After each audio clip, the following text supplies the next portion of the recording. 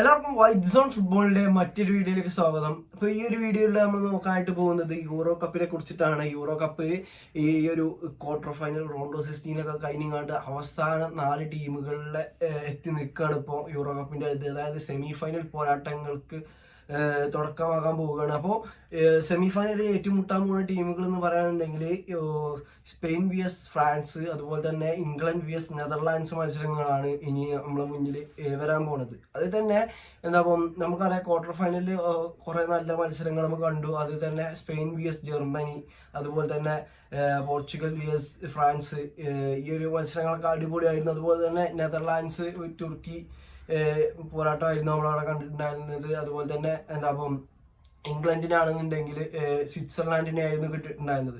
ഇപ്പം നമ്മളെടുത്ത് ഈ ഒരു ക്വാർട്ടർ ഫൈനലിലെ പ്രകടനം എടുത്ത് നോക്കുകയാണെന്നുണ്ടെങ്കിൽ സ്പെയിൻ വി എസ് ജർമ്മനി ആയിരുന്നു ആ ഒരു ക്വാർട്ടർ ഫൈനലിൽ ഏറ്റവും വലിയ പോരാട്ടം. അല്ലാന്നുണ്ടെങ്കിൽ ഈ ഒരു യൂറോ കപ്പിൽ എനിക്ക് തോന്നുന്നത് ഏറ്റവും വലിയ പോരാട്ടം സ്പെയിൻ വി എസ് ജർമ്മനി എന്നുള്ള ആ ഒരു മത്സരമാകും. കാരണം നല്ല രണ്ട് ഇൻഫോർമലുള്ള ടീമുകൾ തമ്മിലായിരുന്നു മത്സരം നടന്നിട്ടുണ്ടായിരുന്നത്. ആ ഒരു മത്സരത്തിൽ 1-1 ഡ്രോയിലായിരുന്നു പോയിട്ടുണ്ടായിരുന്നത്. ടൈം കഴിഞ്ഞപ്പോൾ എക്സ്ട്രാ ടൈമിന്റെ ലാസ്റ്റ് പോയിട്ടാണ് നമ്മളെ സ്പെയിൻ സ്കോർ ചെയ്തിട്ടുണ്ടായിരുന്നത്. അതോടുകൂടി ആ ഒരു മത്സരം എൻഡാണ് നമ്മൾ കണ്ടു. അതുപോലെ തന്നെ ജർമ്മനിക്ക് അനുകൂലമായിട്ടുള്ള ഒരു പെനാൾട്ടി നിരസിക്കപ്പെടുന്നതൊക്കെ ആ ഒരു മത്സരത്തിൽ നമ്മൾ കണ്ടു. അങ്ങനെ ക്രൂസിന്റെ അവസാന മത്സരം ജർമ്മനിയിൽ കഴിഞ്ഞു. അതായത് ക്രൂസിന്റെ അവസാന മത്സരം സ്പെയിൻ വി എസ് ജർമ്മനി പോരാട്ടമായിരുന്നു. അങ്ങനെ സ്പെയിന് സെമി ഫൈനലിലേക്ക് ക്വാളിഫൈ ചെയ്യണം നമ്മൾ കണ്ടു. അതുപോലെ തന്നെ പോർച്ചുഗൽ വി എസ് ഫ്രാൻസ് മത്സരത്തിൽ പെനാൾട്ടിയിലായിരുന്നു കാര്യങ്ങൾ തീരുമാനിച്ചിട്ടുണ്ടായിരുന്നത്. അതിൽ പോർച്ചുഗൽ തോറ്റിയാണ്ട് റൊണാൾഡോന്റെ അവസാന യൂറോ കപ്പ് അവസാനിക്കണം നമ്മൾ കണ്ടിട്ടുണ്ടായിരുന്നത്. അങ്ങനെ ഫ്രാൻസ് ത്രോ പോവുകയാണ്. അതുപോലെ തന്നെ ആ ഒരു മത്സരത്തിൽ 0-0 ഡ്രോ ആണ്. ആ ഒരു മത്സരത്തിന്റെ ഇൻട്രസ്റ്റിംഗ് ഫാക്ട് എന്താണ് പറയുകയാണെന്നുണ്ടെങ്കിൽ ഫ്രാൻസ് ഇവിടെ വരെ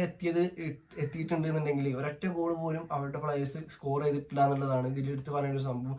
അതായത് കൊളമുവാനി ഒരു ഗോൾ സ്കോർ ചെയ്തു, പക്ഷെ അതൊരു ഓൺ ഗോൾ ആയിങ്ങാണ്ടാണ് കണക്കാക്കപ്പെടുന്നത്. അങ്ങനെ നോക്കുകയാണെന്നുണ്ടെങ്കിൽ ഓപ്പൺ പ്ലേന്ന് ഒരൊറ്റ ഗോൾ, അതായത് ഓപ്പൺ പ്ലേന്ന് പെനാൾട്ടിയിലൂടെ ഒക്കെ എംബാപ്പെ സ്കോർ ചെയ്തിട്ടുണ്ട്. പക്ഷെ ഓപ്പൺ പ്ലേന്ന് ഫ്രാൻസ് ഇതുവരായിട്ടും ഈ ഒരു സെമി ഫൈനൽ വരെ എത്തുമ്പോഴും ഫ്രാൻസിന് ഒരു ഗോൾ നേടാൻ യൂറോ കപ്പിൽ കഴിഞ്ഞിട്ടില്ല എന്നുള്ളത് എടുത്തു പറയേണ്ട ഒരു സംഭവമാണ്. പിന്നെ സ്വിറ്റ്സർലാൻഡ് വേഴ്സ് ഇംഗ്ലണ്ടാണ്. എന്തോ ഭാഗ്യത്തിനാണ് ഇംഗ്ലണ്ട് ജയിച്ച് വരുന്നത് എന്നാണ് എനിക്ക് തോന്നുന്നത്. ഇംഗ്ലണ്ടും ഫ്രാൻസൊക്കെ എന്തോ ലക്ക് കൊണ്ടാണ് സെമി ഫൈനലിൽ വരെ എത്തിയെന്ന് എടുത്ത് പറയേണ്ടിയിരിക്കുന്നത്. കാരണം അങ്ങനത്തെ ഒരു പെർഫോമൻസ് ആണ് ഇംഗ്ലണ്ടിൽ. ഡെക്ലാൻ റൈസ്, ബെല്ലിംഗാം, അത് നമ്മളെല്ലാ വീഡിയോയിലും പറയുന്ന കാര്യമാണ്. ഡെക്ലാൻ റൈസ്, ബെല്ലിംഗാം, ഫിൽഫോർഡന്, ട്രെന്റ് അലക്സാണ്ടർ ആർണോൾഡ്, ഇതിൽ കുറെ ചാൻസ് ഇട്ടില്ല, കോൾ പാമർ, അങ്ങനെ ഒട്ടനവധി യുവത്വങ്ങൾ പ്രീമിയർ ലീഗിന്റെ ഇതിൽ നോക്കുകയാണെന്നുണ്ടെങ്കിൽ കുറെ സൂപ്പർ സ്റ്റാർസ് ആണെന്ന് പറയുന്ന താരങ്ങൾ ഈ ഒരു ഇംഗ്ലണ്ടിന്റെ സ്ക്വാഡിൽ അടിഞ്ഞു കൂടിയിട്ടുണ്ട്. ഇവരൊന്നും ഫോം എന്തുകൊണ്ട് ഈ ഒരു യൂറോ കപ്പിൽ പ്രതിഫലിക്കണില്ല എന്നുള്ളത് എടുത്ത് പറയേണ്ട സംഭവമാണ്. ഇവരൊക്കെ പ്രീമിയർ ലീഗിൽ മാത്രം ഉണ്ടാക്കാൻ കഴിയുന്ന പ്ലേയേഴ്സ് ആണോ എന്നുള്ളതും എടുത്ത് പറയേണ്ട സംഭവമാണ്. പക്ഷെ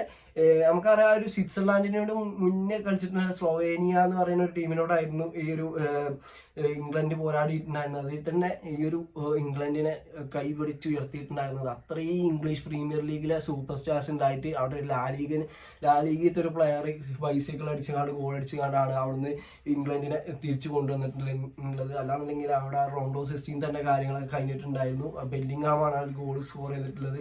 അപ്പോൾ അങ്ങനെ ഒരു ലക്ക് കൊണ്ട് മാത്രം മുന്നോട്ട് പോകുന്ന ടീമാണെന്നാണ് എനിക്ക് ഇംഗ്ലണ്ടിനെ കുറിച്ച് പറയാനുള്ളത്. ഫ്രാൻസും ഒട്ടും ഇതില്ലാത്തൊരു സംഭവമാണ്. പക്ഷെ ഫ്രാൻസ് ഇനി ലക്ക് കൊണ്ട് മാത്രം മുന്നോട്ട് പോകാൻ പറ്റൂല. കാരണം ഓപ്പണന്റ് സ്പെയിനാണ്, കളിച്ചിട്ടേ ജയിച്ചാൻ പറ്റുള്ളൂ എന്നുള്ളത് ഉറപ്പാണ്. അപ്പോൾ പിന്നെ വന്ന മത്സരം നടക്കുന്നത് നെതർലാൻഡ്സ് തുർക്കിയാണ്.